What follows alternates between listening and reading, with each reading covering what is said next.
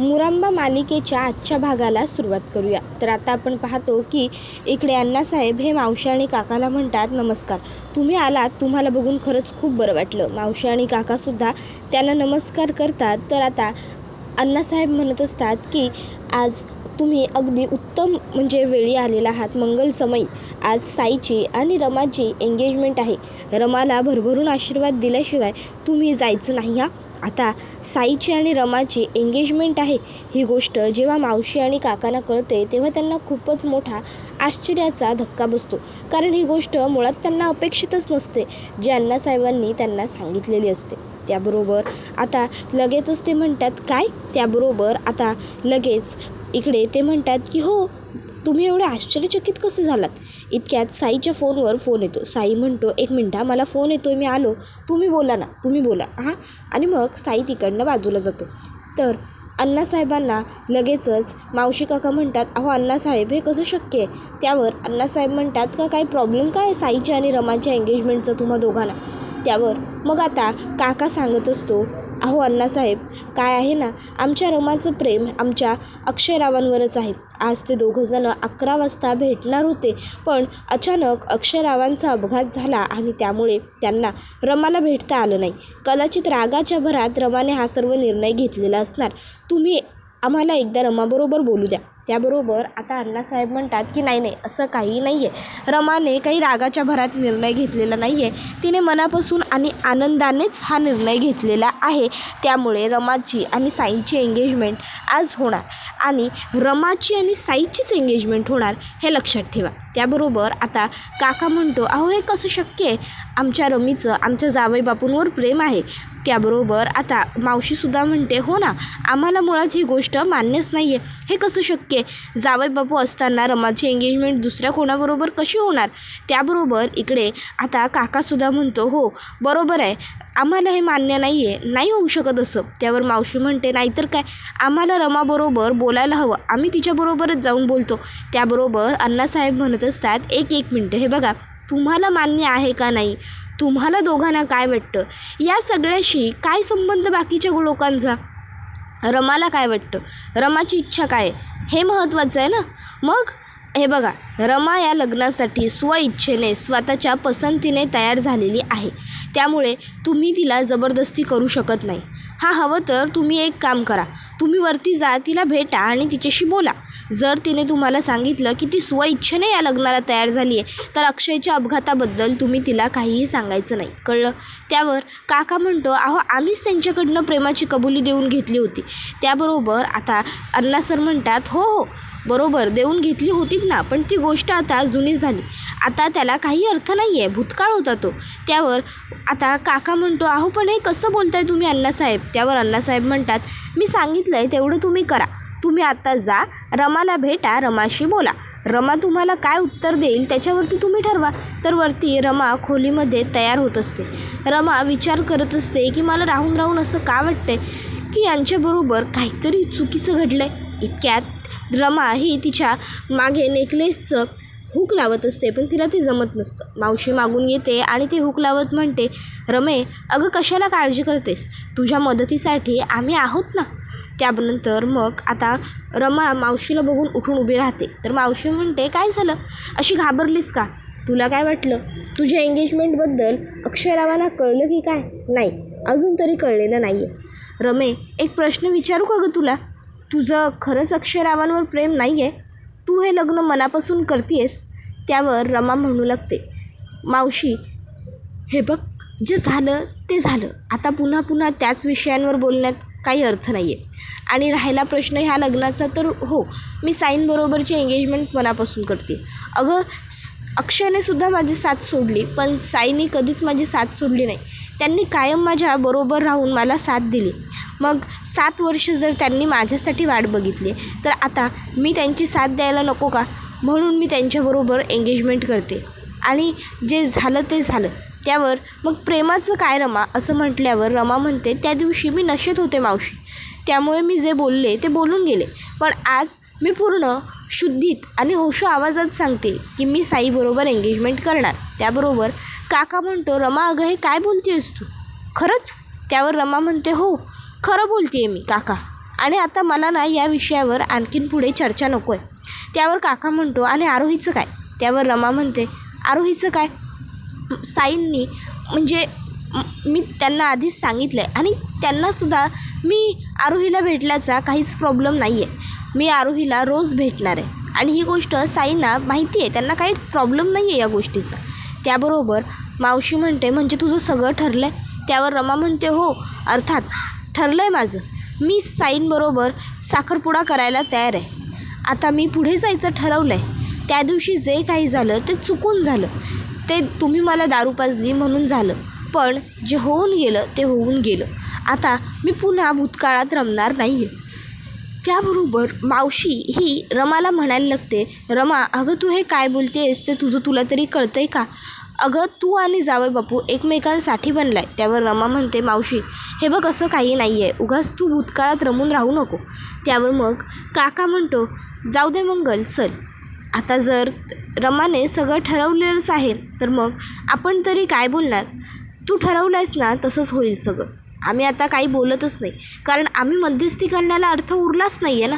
एवढं बोलून काका मावशीचा हात खेचून तिला घेऊन जात असतो, पण मावशी रमाजवळ परत येते आणि रमाचे दोन्ही हात हातात घेत म्हणते रमे मला माहिती आहे आजही तुझं प्रेम अक्षयरावांवरच आहे, मग तरीही हा सर्व घाट कशासाठी? काय गरज आहे? नको गो करू हे सगळं रमा, ऐक ना माझं. त्यावर रमा ही मावशीला म्हणते मावशी असं काहीही नाही आहे, मी साईंबरोबरची एंगेजमेंट मनापासून करते. मावशी रमाला म्हणते रम्या अगं असं कसं बोलतेस तू बाळा? नाही हे खोटं आहे सगळं. पण रमा मावशीचं काहीच ऐकत नाही. शेवटी काका येतो आणि मंगलला म्हणतो मंगल चल, आणि तो मंगलला हाताला धरून तिकडनं घेऊन जातो. रमा आता आरशाच्या समोर बसते आणि विचार करू लागते खरंच मी किती वाईट आहे, किती क्रूर आहे. आज मी इकडे अक्षयला भेटायला जाणार होते, पण मी त्यांना भेटायलाही गेले नाही आणि वरनं साईंबरोबर एंगेजमेंटही करते. शी खरंच मी किती वाईट आहे. त्याबरोबर इकडे आता आरोहीचा मित्र आणि आरोही शाळेतून सुटल्यावर आरोहीचा मित्र म्हणत असतो चला भाई फायनली शाळा सुटली. त्यावर आरू म्हणते अरे हो, पण आज शाळा अशी अचानक लवकर का सोडली? काही कळलं नाही ना. त्यावर आरोहीचा मित्र म्हणतो जाऊ देत ना, आपल्याला काय करायचं आहे? मी तर मस्त घरी जाणार, जेवणार, टी व्ही बघणार, गेम खेळणार, कार्टून बघणार आणि झोपून जाणार. तर इकडे आता बाकीचे जे लोक असतात ते दत्त मंदिर सजवत असतात. इतक्यात आता तिकडून एक पिऊन काका येतात. त्या पिऊन काकांना ते दोघं विचारतात काका आज शाळा लवकर का सोडली? त्यावर पिऊन काका म्हणतात अरे असं काय करता, दत्त जयंती नाही आहे का आज, म्हणून आपलं दत्त मंदिर सजवतं आहे. बरं तुमचं काय, तुम्ही शाळा सुटली ना मग अजून इथं का थांबलाय? घरी जायचं नाही का? जा लवकर पळा. त्याबरोबर लगेचच आता ते दोघंही म्हणतात हो हो आम्ही निघतो. आणि मग लगेच आता ते काका फुलांचं ताट घेऊन दत्त मंदिराकडे जातात. त्याबरोबर आता लगेचच आरोही म्हणते बरं चल आपण पण निघूया. आणि मग ते दोघं तिकडनं चाललेले असतात. आता ते दोघं जात असताना आरोहीला मागूनच रमा आणि साई दोघंही दिसतात. रमा आणि साईने नवीन कोरे छान सुंदर कपडे घातलेले असतात. त्यांच्याबरोबर संध्यासुद्धा असते आणि आणखीन एक बाई असते. आता आरोही आणि तिचा मित्र त्या दोघांनाही बघतात. आता आरोहीला प्रश्न पडतो की आई इकडे साई काकाबरोबर का आली आहे? शाळेला तर आज सुट्टी आहे. त्याबरोबर आता लगेचच इकडे तिचा मित्र म्हणू लागतो हो ना, आणि ते सुद्धा अगदी लग्नाला जात आहेत अशा कपड्यात आलेत दोघंसुद्धा, का आले असतील हे असे या कपड्यात? त्याबरोबर आरोहीला आता लग्न बोलल्याबरोबर काहीतरी क्लिक होतं आणि आरोही ही आता टेन्शनमध्ये आलेली असते. त्याबरोबर आपण पाहतो की आई आजींना येऊन आता सगळं काही मावशी आणि काकाने सांगितलेलं असतं. मग आई आजी म्हणते अरे हे कसं शक्य आहे? रमा साईबरोबर साखरपुडा करायला तयारच कशी झाली? तिचं प्रेम तर आपल्या अक्षयवरती आहे ना, मग तरीही हे सगळं कशासाठी? तुम्ही तर प्रेमाची कबुली वगैरे घेतली होतीत म्हणालात ना तुम्ही दोघंही. त्याबरोबर मग मावशी आणि काका म्हणायला लागतात की हो आम्हालाही तोच प्रश्न पडला आहे. काका म्हणतो रमा तर पूर्णपणे बदलून गेली, म्हणजे आता ती आपल्या अक्षयरावांची रमा आहे असं वाटतच नाही. म्हणजे मी माझ्या इच्छेने करते सगळं असं तीच म्हणाली. मला तर जावई बापूंसाठी खूप वाईट वाटतं आहे, खूप काळजी वाटते त्यांची. त्यावर आता मालविका म्हणते मला काय वाटतं आपण यातलं अक्षयना काही सांगायलाच नको, नाही म्हणजे त्यांना उगाच त्रास होईल ना. त्यावर आई आजी म्हणते घ्या आता आपल्याला हिच्याकडून शिकावं लागणार. नाही म्हणजे मला कळतच नाही आहे की हे सगळं काय सुरू आहे. आणि आता रमा जर हे असं वागते तर मग एंगेजमेंट झाली म्हटल्यावर काय उरणार आणि काय राहणार आपल्या हातात. त्यावर अक्षय तिकडे येतो आणि म्हणतो, आय्यजी काळजी करू नको, असं काहीही होणार नाही आहे. त्यावर आता अक्षयला तिकडे बघून सगळ्यांनाच आश्चर्य वाटतं. तर आता आय्यजी म्हणते, अरे अक्षय, तुला कळत नाही आहे का बाळा, आज तिचा साखरपुडा आहे. आता तू तिथे जाऊन काय करणार आहेस आणि ती लोक तुला घेतील का घरात. त्यावर अक्षय म्हणतो, आजी मला नको करायचं असलेला साखरपुडा येऊन जर ती दोनदा मोडू शकते तर मी सुद्धा तिचा मोडूच शकतो की. त्यावर आता अक्षयला लगेचच काका म्हणायला लागतो की नाही जावे बापू, तुम्ही रमाला विसरून जा. अहो आज ज्या रमाला मी बघितले ना ती रमा तुमची आहे असं वाटलंच नाही हो. त्याबरोबर अक्षय म्हणतो, प्रेम मिळवणं सोपं आहे आणि ओळखणंसुद्धा. मला सांगा, आज रमाने साखरपुड्यासाठी अंगावर कोणत्या रंगाची साडी घातली.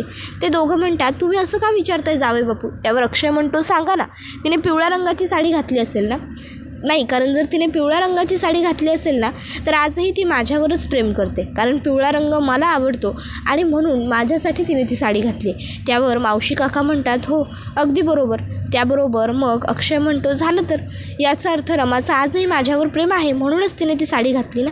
त्यावर आता मावशी आणि काकालासुद्धा आश्चर्य वाटतं की बापरे, अक्षयच्या लक्षात किती पर्टिक्युलर गोष्टी असतात. त्यावर आता मावशी आणि काका अक्षयला म्हणतात, पण तरीही जावई बापू, अहो तुम्ही आता तिकडे कसे जाल, ते सोपं नाही आहे. त्यावर अक्षय म्हणतो, प्रेमामध्ये चॅलेंजेस नसतील तर मग मज्जा काय राहिली प्रेमात चॅलेंज असायलाच हवे. त्याबरोबर मग काका म्हणतो, अहो जावई बापू, पण अक्षय म्हणतो, नाही मी जाणारच तिकडे. त्याबरोबर इकडे आता रमा आणि साई हे दोघंजणं दत्त मंदिरात आलेले असताना गुरुजी लगेचच त्या दोघांनाही सांगतात की दत्तगुरूंकडे तुम्ही तुमच्या पुढच्या आयुष्यासाठी सगळं व्यवस्थित व्हावं, छान व्हावं अशी प्रार्थना करा. साई आणि रमा प्रार्थना करतात.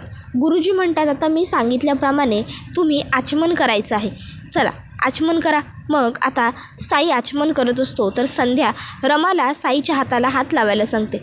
अशा पद्धतीने आता दोघं मिळून आचमन करतात. मग आता दत्तगुरूंची जी प्रार्थना आहे ती प्रार्थना आता गुरुजी म्हणतात आणि त्यानंतर मग आता सांगतात, तुम्ही दोघंजणं प्रार्थना करा तुमच्या सुखी आयुष्यासाठी. त्याबरोबर आता साई आणि रमा हे दोघंजणं हात जोडून उभे असतात. तर इकडे संध्या ही रमाला विचारते, रमा काय गं, तू साईच्या आवडीच्या रंगाची साडी का नाही नेसली, ही साडी कशाला नेसली, तुला आवडतो का हा रंग, आवडतो का तुझा हा रंग आवडीचा आहे का. त्याबरोबर रमा गप्प राहते, काही बोलत नाही. मग आता लगेचच गुरुजी म्हणतात की चला आता ती फुलं दत्तगुरूंच्या पायाजवळ वाहा. त्याबरोबर मग साई आणि रमा हे दोघंजणं एकत्र फुलं वाहतात. खरं तर रमाची सगळ्यामध्ये अजिबात इच्छा नसते, पण ती आपली मन मारून सगळं करत असते. त्यानंतर मग दत्तगुरू म्हणतात, चला अशा रीतीने पूजा संपन्न झाली आहे. दत्तगुरूंकडे तुम्हाला पुढच्या भावी आयुष्यासाठी जर काही मागायचं असेल मागणं तर ते सुद्धा तुम्ही आता इथे मागून घेऊ शकता. मग आता ते दोघंजणं मागणं मागायला लागतात. त्याबरोबर इकडे रमाच्या डोळ्यात अश्रू तरळलेले असतात, आरोहीच्याही डोळ्यात अश्रू आलेले असतात. आरोही अजिबात वेळ वाया न घालवता पटकन तिचा मोबाईल काढते आणि मोबाईलवरनं अक्षयला कॉल करते आणि मग ती अक्षयला म्हणते, बाबा अगरे आज साई काकाची आणि आईची एंगेजमेंट आहे, तू मला म्हणाला होतास, प्रॉमिस केलं होतंस की माझ्या आईला परत आणशील म्हणून. त्यावर अक्षय म्हणतो, हो बाळा, मी प्रॉमिस केलं होतं. त्यावर ती म्हणते, बाबा मग चिटिंग नाही करायची, तुझं प्रॉमिस पूर्ण करायचं, माझ्या आईला परत आणायचंयस बाबा तू. त्याबरोबर आता अक्षय तिला समजावतो की हो बाळा, काळजी करू नको, मी तुला प्रॉमिस केलं आहे की नाही. बाबा त्याचं प्रॉमिस पूर्ण करणार आणि तुझ्या आईला कायमचं घरीसुद्धा आणणार. हां, फक्त आता तू प्रार्थना करत राहा की तुझा बाबा पोहोचेपर्यंत त्या दोघांची एंगेजमेंट झालेली नसेल, बस बाकीचं सगळं बाबा मॅनेज करेल, कळलं. त्याबरोबर आता आरू म्हणते, येस बाबा, आणि मग लगेचच आता ती फोन ठेवून देते. त्यानंतर मग आता आरू ही प्रार्थना करत असते की लवकरात लवकर बाबा पोहोचावा आणि साई काकाची आणि रमाची एंगेजमेंट थांबावी.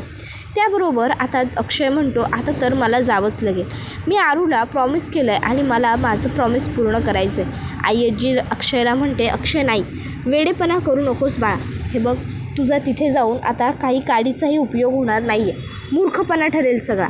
आणि तसंही रमा स्वतःहून या सगळ्याला तयार झाली असेल तर मग काय अर्थ या सगळ्याचा? ती लोक तुला घराच्या आतसुद्धा घेणार नाही आहेत, माहिती आहे ना तुला?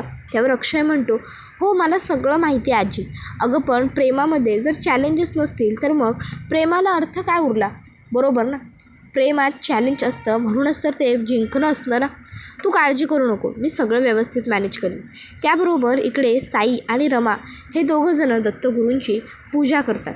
त्याबरोबर मग आता लगेचच इकडे साई हा रमाकडे बघतो. साई खूप खुश असतो मनातून, पण रमाच्या चेहऱ्यावरती मात्र अजिबात आनंद किंवा खुशी दिसत नसते. दत्तगुरूंची जी प्रार्थना असते ती प्रार्थना पूर्ण गुरुजी म्हणत असतात. आता इकडे रमासुद्धा अश्रू तिच्या डोळ्यात आलेले असतात, तर आरोहीच्याही डोळ्यात अश्रू दाटलेले असतात. आरोही आता दत्तगुरूंकडे प्रार्थना करत असते, दत्तगुरू तुम्ही फक्त माझी मदत करा. बाबाची आणि साई काकाची एंगेजमेंट नका होऊन देऊ.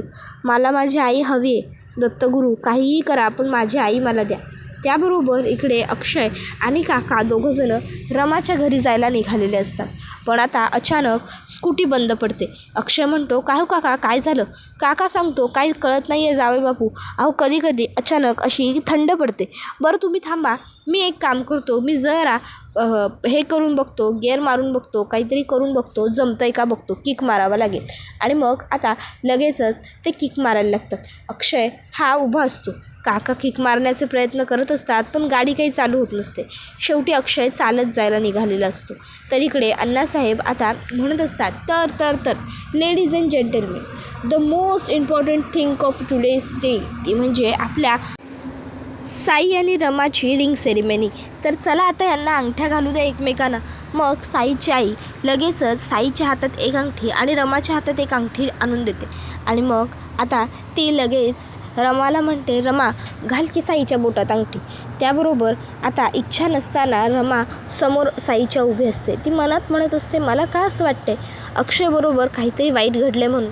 तर दुसरीकडे आरू देवबाप्पाकडे प्रार्थना करत असते की बाप्पा माझी मदत कर. आज काहीही झालं तरी बाबा पोहोचेपर्यंत एंगेजमेंट झालेली नसू दे.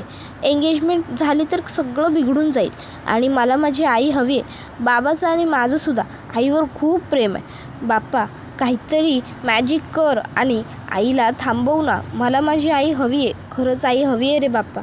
त्याबरोबर अक्षय हा आता काकाला म्हणतो, काका तुम्ही गाडी घेऊन मग या पुढे, मी चालत जायला सुरुवात करतो. आणि मग तो चालत जातो. तर इकडे रमा ही अक्षयला मिस करत असते आणि ती साईला काही अंगठी घालत नसते. तर इकडे काका प्रयत्न करत असतो पण गाडी काहीही केल्या चालू होत नसते. अक्षय विचार करतो की मला वेळेवर पोहोचायचं आहे, मी चालत जाईन. आणि मग तो चालत निघतो.